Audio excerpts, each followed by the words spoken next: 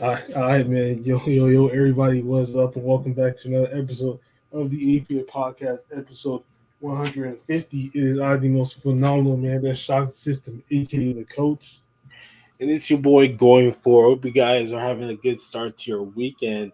We're doing this thing early in the morning. We've got some good topics to come out from last night and the week and happening. Let's get right into it. So, as we all know, that what happened yesterday with the SmackDown Tag Team titles and the Raw Tag Team titles, we all knew going into this that it was going to happen. The Usos were going to win. There was no shot that they were going to lose. As much as we want RK Bro to win, it was not going to happen because the momentum is just too one-sided. Because Roman got the titles, they got one half of the titles, so they got to complete everything. Now I think Riddle got I think he's got like something going on with his back because of that Uso splash he took was for some reason me personally it didn't make sense. Well, not make sense. I felt like that Jay really messed himself up because it's Oh, like if you look at it, he didn't even land on him. He basically crashed through the table. hmm. So yeah, and now we're gonna see who's on because it always happens. It happened with the Undisputed Era, and it happened with Undisputed Era. They had the NXT title, North American title, and the tag team titles, and they're all at some point they're all going to lose it. They're all gonna somebody's on that one team that's just on a rising up and coming. They're gonna beat them. And somebody that's just out on the roll in the singles department is gonna beat them. So with that being said, the Golden State Warriors and the Dallas Mavericks played last night, and would you say it looked better? Well, I would say that Dallas looked a lot better in terms of making their shots. I mean, they just did. It was. I thought they got the same shots they got last game, but they made them, and Golden State wasn't ready. And the truth of the matter is what happened. Excuse me. In this game too is what happened with Boston in game two as well when they came out and really hit Miami. And Miami was unable to really get back in the game. But Golden State kept the game close. When they got down by double digits, 14 points or more. They didn't try to shoot more threes. Golden State just going to get some twos. They're going to get twos. They're going to, take what's there. And eventually, the defense started to ratchet up some more. The good thing was Draymond Green was pretty bad last night. But Otto Porter and Kevon Looney were really, really good defensively. Kevon Looney has been great in the paint, just being able to get wherever he wants, off pick and rolls, off attacks by the guards. Because he had 21 and 12. But really, I mean, Dallas is kind of it's not hard to know what happened. Is they just weren't able to make the threes they were making in the first half. They made 15 threes. They made only 5 or 6 more. And so in the end, that's what killed them because then since they're not making threes, they were getting on the fast break. And since they're on the fast breaks, Golden State was able to attack their defense and really start going downhill like crazy. Jordan Poole was able to get to where he wanted to against whoever was guarding him. Steph Curry had a Steph Curry like game, making threes, ending the game. Kelly Thompson was not only was getting the ball, but was attacking the paint, which I don't think they expected because he had 2 or 3 drives straight to the basket. And Luka was fine at the end, but he had a big chunk of the third and fourth where he did not score. And they really can't have that because they're so reliant on him. But another thought is you get 31 from Brunson, you get 42 from Doncic, you get 20 from Bullock, and you lose this game. This is probably as well as you're going to play at home too. So even though you expect, you lost this game, you say, okay, you've been down 2-0. Yeah, but in the other series, it wasn't that you were up by almost 20 points and then you lose. You were up by 20 points and you lost. Golden State has unlimited confidence. They are not worried about going down anymore to your team. That's the one thing in basketball you can't have. A team believe that no matter how much they are down, they can come back and get you. And they did it. So now that's as their own issues. Because Golden State ain't going to play like they played in game two either. You know, be ready for Golden State. But I thought Golden State, once they started stop complaining to the refs and started to actually play basketball and play some defense. They tried to attack Kevon Looney in the third quarter. That didn't work. I was like, why are you guys trying to attack Kevon Looney? He's actually a good guard. He's probably one of the better big men who can guard. Him, Bam Adebayo are two of the best. As we all know, he had to go up against James Harden, prime James Harden, defending him years ago. So he's fine with it. And I've said Dallas's offense being three isolation guards is really good. I just don't think it's good. I've never liked it. They have no movement. Like all they do is hunt matchups and go 1-on-1. That's not a championship team. Like when they're going up against a team that that runs actual plays, that moves around, that cuts, that does freelance plays. Like they're going to lose in 6 games, in my opinion. But I think Jose is going to win one over there. Yeah, I think the same. And for me, it's also you gotta look at the bench. You gotta look. Dallas had like two people play 55 minutes on the bench, combined 55 minutes in like 13 seconds, and you got 7 points. So because you're not going to get nothing for Dwight Powell because he played only 7 minutes, and Maxi Kleber played like the other 33. So it was really he was once playing, and then he didn't really do much. And you got Spencer Dinwiddie, who is supposed to be that dark horse, that secret weapon for your team, and he gives you 4, and he got a -8 for the entire game. And the first half, he was just all he was just off. Didn't make no shots, but he had a +5 though, because he's basically doing the other things, the rebounding and the assisting. And then you come over to the fuck, and then you come over to the Golden State for this game two. Jordan Poole got 23, while Porter got 11. Kevon Looney got a game high 21, and Steph Curry led everybody with 32. You can't lose. I always say you cannot lose to a team that has like 4 people scoring in double digits on the bench, on the starters, and then 2 people on the bench are scoring like at least double digits also. The Mavericks had 4 people score, right? They had a higher volume, but the problem is their bench didn't help them. Versus the Warriors, they had 4 people score in double digits, but the other 2 people on the bench helped them. That's the difference.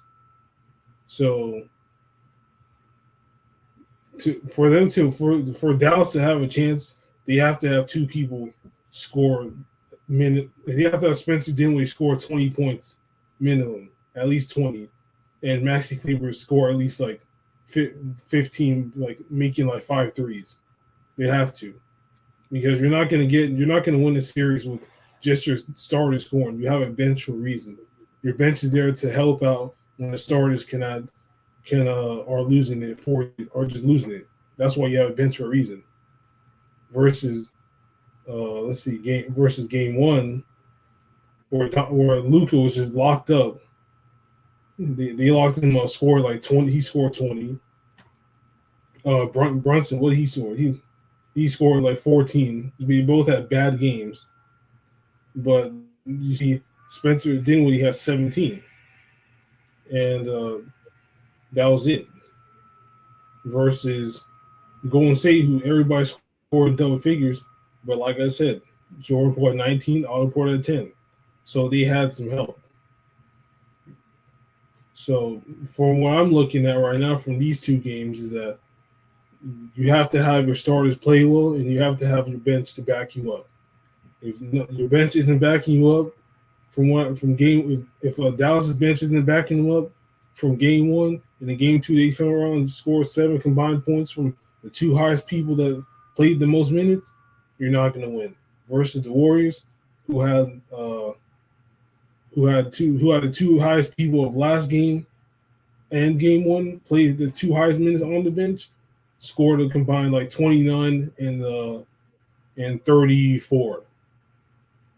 29 and 34 compared to 17 17 and 17-3, which is 20 and 7 points. That is not going to cut it. That's not going to cut it for you. So I also think that they could possibly lose in six, maybe five at best. Yeah, I mean they really could. It's just that's a game that you really just can't lose. And I mean, it really changed because they would continue to attack Looney in the third. I thought that was the worst thing they could do. Like after the guys stopped, like you have been unable to break him down after like 3 or 4 straight possessions, you would think they would start to do something else. But no, they just kept trying to attack him. And I heard Jason Kidd, they were talking about, why didn't you call, a timeout, more timeouts in the third? And he said, well, you can't call all the timeouts in the third quarter. You have to eventually learn how to break runs. And Dallas doesn't know how to because Dallas doesn't get any easy shots.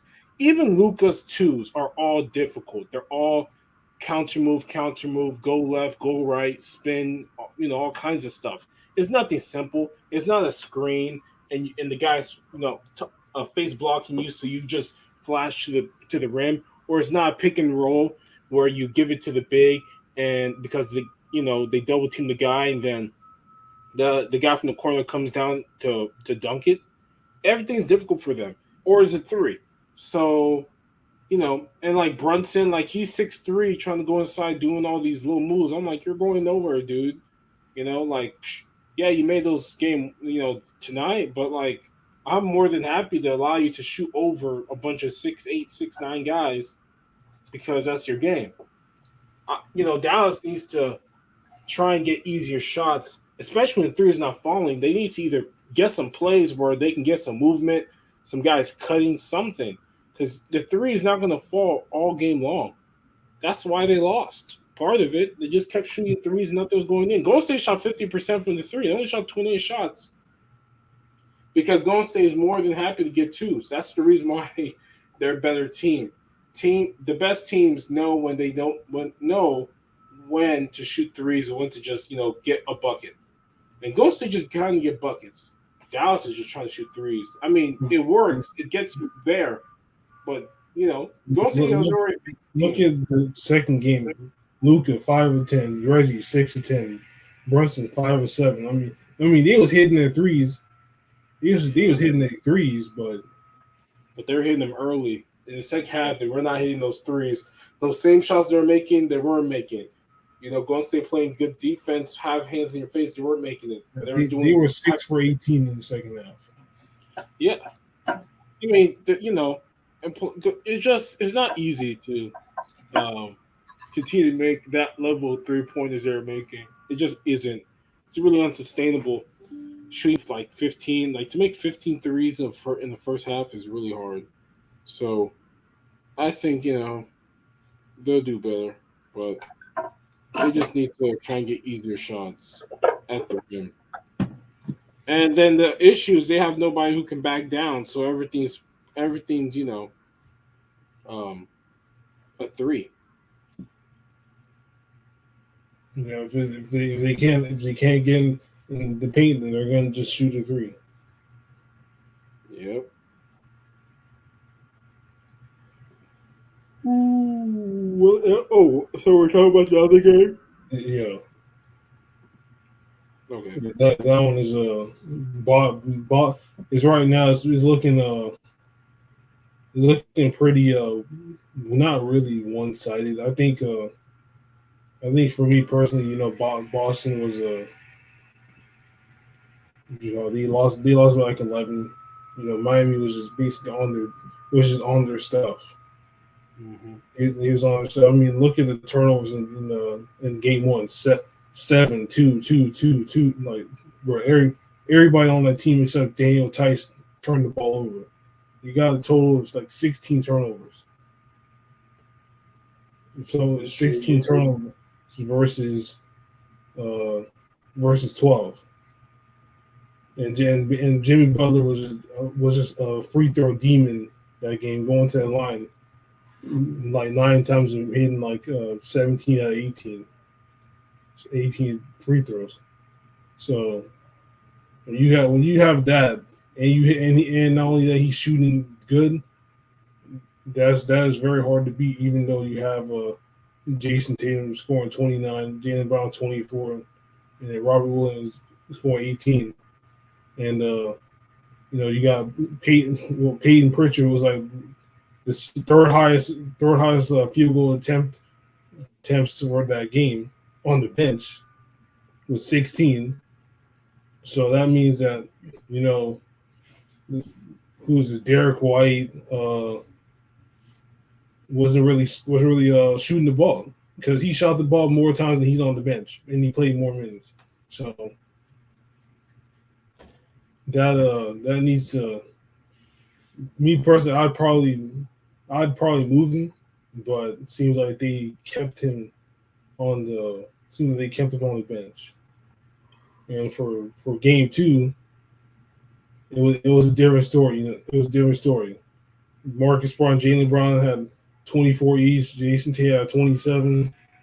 Grant Williams was on the bench. Was on the bench. 5 for 7, 19 points. Payne Pritchard had 10. So it looks like they did take him out because he wasn't with the team. So they decided to Are you talking about game two. which player? They took out Derek White because he wasn't with the team that game. Oh, they took him out of the rotation. Yeah, because he wasn't with the team. So Yeah, he had a child being born. That's okay. what happened. Yeah, his wife had a kid. Mhm. And Yeah, because he's been a big part of the rotation. He's been playing like 25, 30 minutes per game. He's even closed as well. look at Miami. I mean, look at their starters. It all starts from the starters. Bam had 6. Max had 6. PJ, well, PJ Tucker's not surprising, but I mean, it's pretty Mr. hard when you have Williams. one man scoring almost 30, and then that's it. And then you look at the bench. I mean, 2 for 8 for Victor Oladipo.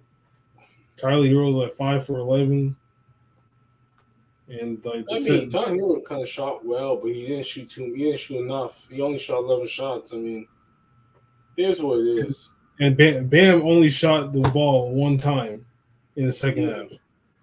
Yeah, he's not a shooter, man. He's a guy who he's got a little bit of an offensive game, but he's more of lob threat, put back, maybe a post hook here and there. But he's not a true offensive threat. It's pretty much Jimmy Butler, Tyler Hero. And if both of them are not going, then you need a Max Drews. You need the others to be able to make shots. That's the thing that I've seen throughout these two series is that Boston Golden State have like 4 guys who can get their own buckets. The other 2 teams have 1, maybe 2. You want to say Dallas has 3, but then the other 2 are just not consistent enough for me to recognize them as that. I just think they're okay player. They can do it. They're just not consistent. Golden State has consistent guys. Jordan Poole, consistent. Klay Thompson, consistent. Steph Curry, consistent. Andrew Wiggins, he giving you almost 18, 20 points when you need it, and he's defending Luka Doncic. So he's been consistent throughout this first 2 games. The other 2 teams need everything to go right. Everything. And they need everything to go right, and there's also, like you said, there's an inconsistency. They go off one game, and then they're down bad. But the thing is with Boston is Boston for the two games they've had like a consistent some of these being consistent on the bench. Some Peyton Pritchard had 18 the first game, and Grant Williams had the 19 the last game. So there's right now there's somebody being consistent on the bench. They have that consistency while Miami doesn't. Yeah, I mean, yeah, you got Al Horford. You have, they've got Jalen Brown, Jason Tatum, Marcus Smart, Derek White. They've even got, their own shooter, Peyton Pritchard. I mean, they're just such a deep team that I just don't really see. I just believe that they're going to win in 6, 7 games. I think six is going to be 6 games. I think they're going to win both games at home. They play tonight. That's what I've said. I don't think Miami's best path was ever a better team than them because Miami is strictly a single guy. Their second best player is off the bench. Does it remind you of a team called the Clippers when they had their second best player was off the bench? Yeah, Or even their best player when it was before Kawhi and them. When your best player is off the bench or second best player, not great in my opinion. Um, and then with Luca's the best, and then Brunson's second, and Dinwiddie's third. But you can't trust Dinwiddie. He doesn't really do no. it. He's not consistent, or he's He not getting. had 17 the last game and ended up with like 4 points the second game. So Yeah, I just I'm just thinking, you know, obviously Miami's going to come out a lot better tonight in terms of their offense. It's going to be interesting to see what they're going to how they're going to be making shots. Is it going to be easy shots off penetration, off pick and roll, stuff like that? Because a lot of teams don't really have a very complicated offense. They kind of run pick and rolls, the occasional so screen. before you continue, are you using a lifetime chair? Huh? Are you using a lifetime that white I'm chair using in this your room? white chair, yeah. Is the sticker off for your The chair? sticker, no, I think Yeah. the sticker's still on. The Okay. folding chair, Yeah. yeah, it's still on. Okay. Yeah, it's still on. It's it's never been outside. If it was ever outside, then use it all the time. Yeah, it would probably come off. But it's been in here, so it's never come off. Okay. But yeah, it's going to be interesting these games.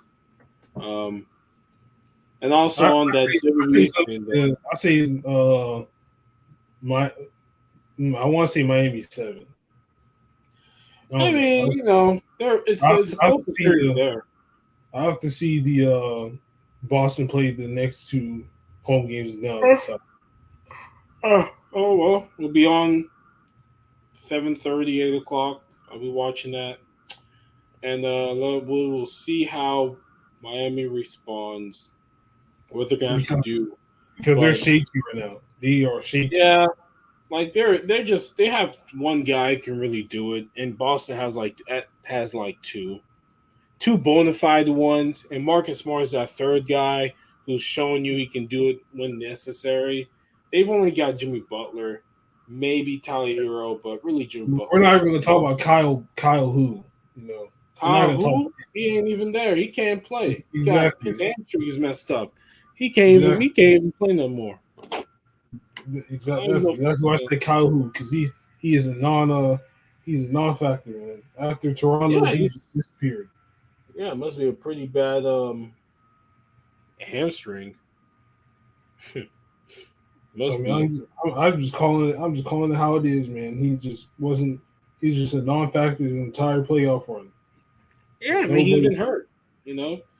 It's not easy to be a factor when you're hurt, and they if he was there, it would help them a lot because he would be able to create his own offense, and he can make shots. I've seen him make very tough shots.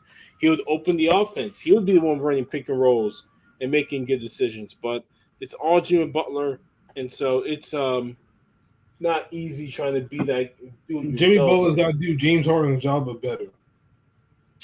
Yeah, well, yeah. I mean, at least he's still able to do it. I mean, James Harden can't even do anything, much less carry anybody.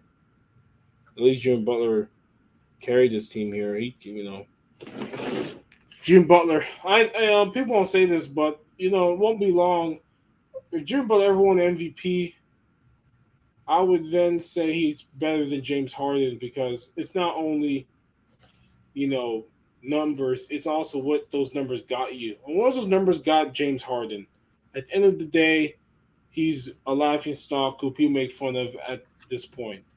Jimmy Butler is 32 years old, same age. Guys team to NBA Finals at 30. Guys team to another conference finals as a leader, while James Harden sits there and says, "I can't get the ball." I guess, even And though not you're only he got his team to the finals with not much help. yeah, I mean, yeah, With I mean, he got Duncan his team to the Robinson, finals with dude. no star. They had Duncan Robinson as a starter. He doesn't even play anymore for them because he can't defend. Just give people context. That Duncan Robinson cannot play anymore because he cannot stay in front of anybody. Like he would help them, but he's such a defensive liability that Eric Spoelstra is playing Max Struess because he's like Max Struess does the exact same thing, and he can play better defense. So until Duncan Robinson signed a crazy contract or something. He's on like a big contract, I mean, he and played. He played the second game. yeah, what when it was they're down by 25, yeah, I'm sure they played him then. I mean, they played him 14 minutes, but he bricked all of his threes and got only 6 points. So Well, anyways, they played him because they're trying to find something, but not easy. I mean, okay, you play. We'll see. yeah, I mean, he wasn't. He's not. I don't even know what happened personally, but I know what happened. Max Struess happened. They found out that Max Struess can play defense and shoot just as well, shoot like him comparably. So they benched him. That's why we keep telling people you need, especially if you're not a star. If you're a side guy like Duncan Robinson, you need to, and you're not making shots, or you get hurt or something, or because it happened during the season. Like I think Lowry got hurt, or Butler or Albayo got hurt. They started playing like Max Struess and all these other guys, Caleb Martin, and these guys were playing so well. They benched basically Duncan Robinson. I never heard Duncan Robinson during the season ever. Never heard him ever. And I was like, wow, what happened to him? Well, what happened is that they found a replacement, and you know he may not be happy, but he should be happy he got that contract though. Ha! He should be happy he got that big contract. shit. At least, he getting paid to sit there. I mean, I want to sit there, but at least you're getting paid. Yeah, at least you get paid big. So. So, is there anything else that's happened in the world of YouTube? Yo, Creator Clash. Remember Creator Clash? Oh yeah, yeah. I mean, I don't know anything. I don't know anything about that. I mean, I know some things. I know that your boy Dad, he destroyed his opponent. Who couldn't even protect himself. That dude was getting punched in the head repeatedly. I was like, damn, you can't even put your hands up to protect your head. Who taught you how to fight? Like this dad guy just ran right into him and just was wailing on with these fists. I'm like, damn, like, bruh, you're just having this guy. He's just teeing off on you left and right. The match ended. The game they ended in like 28 seconds. The match was over because the guy was getting punched in the head so much, couldn't even protect himself. Michael Reeves, he beat Graham Stephan, who's this like really rich real estate guy, I guess. Just beat him up. My boy Michael Reeves. So shouts out to Michael Reeves. Justin Weeks beat her opponent in the boxing match. She did a good job. Happy for her too. And that's pretty much people I cared about. There's other people. There are iDubbbz fought. I don't care about iDubbbz. I Yeah, don't. yeah. He could kill. give two fucks about iDubbbz, man. Yeah, I He's mean nothing against him. I just don't care. Like nothing against him. I just don't care. yeah. But That's yeah, I mean that's pretty much it that happened in the world of entertainment. I mean Rihanna has a baby now with was it ASAP Rocky? Who she yeah. got? He said Rocky. Yeah, they have a child now. Congratulations to her on the beautiful baby boy, I believe. Hopefully, they can stay together long enough to actually raise a kid together, not be a bunch of estranged parents. But who knows? It's up to them. So yeah, that's all I got. I think gaming's always gonna be. It's been dry for a long time. Yeah. Still dry. Shit. What can we do, man? Yeah, they're releasing PlayStation Plus Premium, so you can get all these retro games next month. I like to Well, see what they have before I ever think about buying something that I mean, would I even play the games? That's the other thing. that's That's the other thing. I get it. It's a good idea. It's a good idea, but we'll see how it goes for that thing. But yeah, I mean, ain't nothing else. So I think we're gonna get out of here. so. With that being said, this has been another episode of the APF podcast, episode 150. The 150 mark we finally hit, and make sure you like, share, comment, subscribe. If you're new, you know what to do. Links are in the description, and we out of here. Ah! Later.